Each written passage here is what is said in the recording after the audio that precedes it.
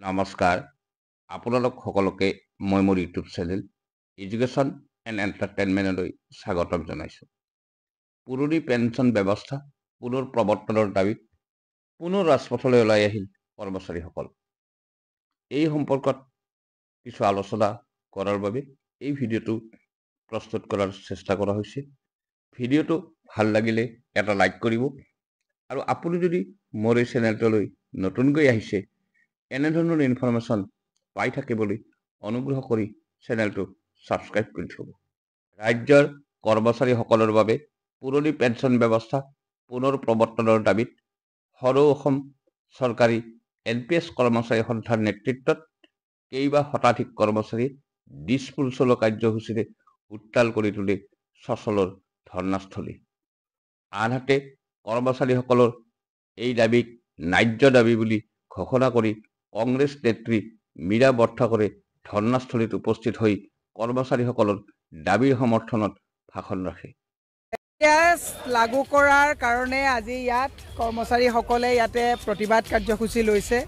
গতিকে চৰকাৰক আমি কৈছোঁ যে যিসকলে চাকৰি কৰে কৰি লৈ পেলাই তেওঁলোকে পেঞ্চনৰ পিছত মানে ৰিটায়াৰমেণ্টৰ পিছত নিজৰ জীৱনৰ সুৰক্ষাৰ কাৰণে তেওঁলোকে ৩৬টা বছৰ চৰকাৰক তেওঁলোকে শ্ৰম দিয়ে। তাতো যদি চৰকাৰে গোটেই হঠকাৰী সিদ্ধান্তবিলাক লৈ তেওঁলোকৰ ডিমাণ্ডবিলাক নলয় তেতিয়াহ'লে এই মানুহবিলাকৰ যিবিলাক প্ৰতিবাদ গণতান্ত্ৰিক যিবিলাক প্ৰতিবাদ এই প্ৰতিবাদবিলাকৰ অৰ্থ কি থাকিব? এতিয়া চৰকাৰক OPS-ৰ কাৰণে আমি চৰকাৰক ডিমাণ্ড জনাইছোঁ। তেওঁলোকে যিখন আমাক মেমৰেণ্ডাম দিছে এইখন আমি CLP মহোদয়ক দিম। CLP মহোদয়ৰ জৰিয়তে আমি এইখন প্ৰেৰণ কৰিম। ইফালে কৰ্মচাৰীসকলৰ গণতান্ত্ৰিক আন্দোলনক মষিমূৰ কৰাৰ বাবে কৰ্মচাৰীসকলক আৰক্ষীয়ে বিভিন্ন ধৰণে টৰ্চাৰ কৰা বুলি সন্থাৰ নেতৃত্বই ক্ষোভ প্ৰকাশ কৰে। বিভিন্নজনক যোৱা 3 দিন ধৰি টৰ্চাৰ কৰা হৈছে মানসিকভাৱে বিভিন্ন জিলা প্ৰতিখন জিলাতে বিষয়া কৰ্মচাৰীসকলক আমাৰ দীঘলভাৱে ঘৰত ৰাখি গৈছে। এইটো কি গণতান্ত্ৰিক ব্যৱস্থা? যদি শান্তিপূৰ্ণ হয় অশান্তিখনে কোনে কৰি আছে? প্ৰশাসন ব্যৱস্থাই কৰি আছে। আমি প্ৰশাসন ব্যৱস্থাৰ 99% আমি ব্যক্তি। আপোনালোক আৰক্ষীও আছে, বেলেগো আছে আৰু কৰ্মচাৰীসকলো আছে। আৰু এই জেনুইন দাবীটোক আপোনালোকে কিয় প্ৰতিহত কৰি আছে? আমি সকলোৱে আৰু এইটো কথা আমি মিডিয়া যোগে আমি স্পষ্টভাৱে জনালোঁ, যদি আমি গণতান্ত্ৰিকভাৱে ব্যৱস্থা লওঁতে বা আন্দোলন কৰিবলৈ যাওঁতে যদি আমাক আৰক্ষীয়ে যদি এনেকৈ সদায় মানে টৰ্চাৰ কৰি থাকে নহয়, হেৰেছমেণ্ট দি থাকে, তেতিয়াহ'লে এটা সময় আহিব আৰক্ষীয়ে সকলো বিভাগ চলাব লাগিব।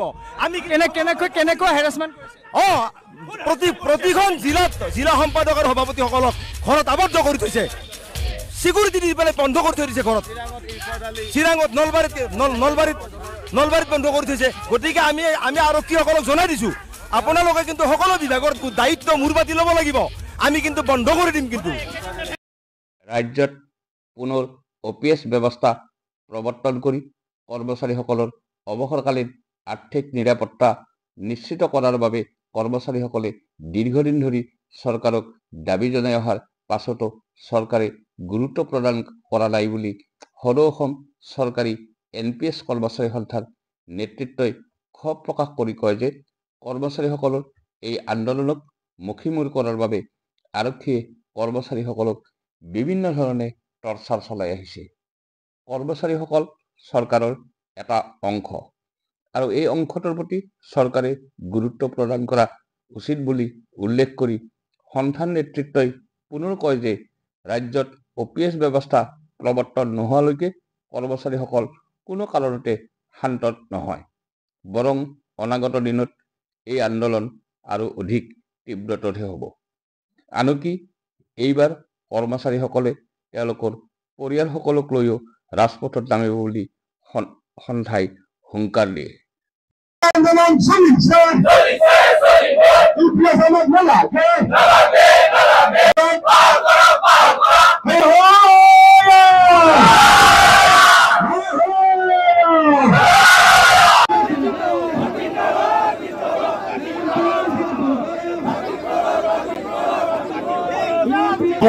সকলো স্তৰৰ শিক্ষক কৰ্মচাৰীসকলে অংশগ্ৰহণ কৰিছে, বিষয়াও অংশগ্ৰহণ কৰিছে। আৰু এই আন্দোলন আজি যিটো সংগ্ৰাম হৈছে নহয়, এইটো কৰ্মচাৰী সংস্থা সংঘ নিৰ্বিশেষে হৈছে। ইয়াত আপোনাৰ প্ৰায় আজি 10,000-ৰ পৰা 15,000 ব্যক্তি গোট খোৱাৰ কথা আছিলে, কিন্তু ৰাজ্যৰ বিভিন্ন স্থানত আমাৰ জিলা পৰ্যায়ৰ আঞ্চলিক পৰ্যায়ৰ নেতাসকলক তেওঁলোকক প্ৰায় বন্দী কৰাৰ নিচিনা অৱস্থাত ডিটেইন কৰি ৰাখিছে, তেওঁলোকৰ ঘৰ গৃহবন্দী কৰি ৰাখিছে, কাৰোবাক মাতি নি মানসিকভাৱে টৰ্চাৰ কৰিছে। আৰু তাৰ পিছতো আজি প্ৰায় 1,500 ব্যক্তি আহি এই সংগ্ৰামত অৱতীৰ্ণ হৈছে নিজৰ নিজৰ ব্যক্তিগত স্বাৰ্থৰ তথা সামাজিক সুৰক্ষাৰ যিটো এই সংগ্ৰামক আগুৱাই নিয়াৰ কাৰণে। আমি তীব্ৰ ভাষাৰে গৰিহণা দিছো এই প্ৰশাসন আৰু কৰ্মচাৰী প্ৰশাসন আৰু আৰক্ষীৰ দ্বাৰা যিটো বেহু ৰচনা কৰি আমাৰ এই সংগ্ৰামক প্ৰতিহত কৰিব বিচাৰিছে। এই ক্ষেত্ৰত তেওঁলোকক মই ধন্যবাদো দিছো যে অনাগত সময়ত হ'ব লগা আমাৰ সংগ্ৰামখিনিত তেওঁলোকক কেনেকে আমি তেওঁলোকৰ প্ৰচেষ্টা নেক্সাছ বিলাক বন্ধ কৰিব পাৰো আৰু তাৰ যোগেদি আমি আমাৰ সংগ্ৰামখন অধিক তীব্ৰতৰ কৰিব পাৰো, আমাক তেওঁলোকে সুবিধা দিছে। মই আজি আপোনালোকৰ যোগেদি মই অনুৰোধ জনাইছো অসমৰ কৰ্মচাৰীসকলৰ সুৰক্ষাৰ প্ৰতি, অসমৰ কৰ্মচাৰী সমাজ ব্যৱস্থাৰ সুৰক্ষাৰ ক্ষেত্ৰত অসমৰ শৃংখলাবদ্ধ সমাজ ব্যৱস্থাৰ দায়িত্ব স্বীকাৰ কৰি অসমৰ চৰকাৰে, অসমৰ মাননীয় মুখ্যমন্ত্ৰী মহোদয় সোনকালে অতি শীঘ্ৰে ব্যৱস্থা গ্ৰহণ আৰু UPS প্ৰাপ্তিৰ ক্ষেত্ৰত তেওঁলোকে ব্যৱস্থা লয়। মই খুব দুখেৰে জনাইছো যে যোৱা সময়ছোৱাত আমাৰ এই সংগ্ৰামক ভাগ কৰাৰ কাৰণে এটা নীতি গ্ৰহণ কৰিছে, যিটো নীতিৰ যোগেদি UPS আহিলে UPSটো NPSতকৈ কোনো গুণে ভাল নহয়। UPSত থকা সৰু বৰ বিভিন্ন ধৰণৰ আখুৱাহেৰে বিভিন্ন ব্যক্তিক অৱসৰী জীৱনক অসুৰক্ষিত কৰিব। তাৰ উপৰিও এটা চামক UPS নিদিয়া যিটো প্ৰৱণতা আনিছে নহয়, এই ব্যৱস্থাটোৰে কিন্তু আমাৰ এই সংগ্ৰামখনক কিন্তু প্ৰতিহত কৰিব নোৱাৰে। সেইটো মই নিশ্চিতি দিছো, চৰকাৰকো নিশ্চিতি দিছো যে অনাগত সময়ত আমাৰ প্ৰায় 4 লাখ 5 লাখ কৰ্মচাৰী আৰু তেওঁলোকৰ পৰিয়াল আৰু শুভাকাংক্ষীক লৈ আমি ৰাজপথত ওলাই অহাৰ কাৰণ গত্যন্ত নাই। আৰু এই ব্যৱস্থাটোৰ কাৰণে এই সংগ্ৰামখনৰ যদি সেই পৰ্যায়ত যদি চৰকাৰ বা অসমৰ ৰাইজৰ কিবা যদি অসুবিধা হয়, অসম চৰকাৰে দায়ী হ'ব, তাত মোৰ কিন্তু কোনো দায়ী নহয়। আমি কৰ্মচাৰীসকল সদৌ অসম চৰকাৰী NPS কৰ্মচাৰী সংস্থা দায়ী নহয়। তেওঁলোকে UPS দিবই লাগিব আৰু যেতিয়ালৈকে নিদিয়ে এই সংগ্ৰাম চলি থাকিব, তাৰ কোনো গত্যন্ত নাই আৰু তাৰ কোনো ধৰণৰ আমি কোনো দ্বিতীয় এটা পন্থ নাই। গতিকে তেওঁলোকক আজি মই পুনৰ বুজাই দিছো যে আপোনালোকে যদি প্ৰতিহত কৰিব খুজিছে নহয়, অসমৰ কৰ্মচাৰীসকলে নামানে, যিমানেই চেষ্টা নকৰক নহয় এই সংগ্ৰাম তীব্ৰৰ পৰা তীব্ৰতৰ হৈ গৈ থাকিব। উল্লেখ্য যে NPS বাতিলৰ দাবীত কৰ্মচাৰীসকলে দীৰ্ঘদিন চলাই অহা আন্দোলনৰ পাছত কেন্দ্ৰীয় চৰকাৰে ইউনিফাইড পেঞ্চন স্কিম ব্যৱস্থা প্ৰৱৰ্তন কৰিলে যদিও এই ব্যৱস্থাত থকা কেতবোৰ কঠোৰ চৰ্তৰ বাবে কৰ্মচাৰীসকলে NPSৰ দৰে এই ব্যৱস্থাকো একেমুখে প্ৰত্যাখ্যান কৰিলে।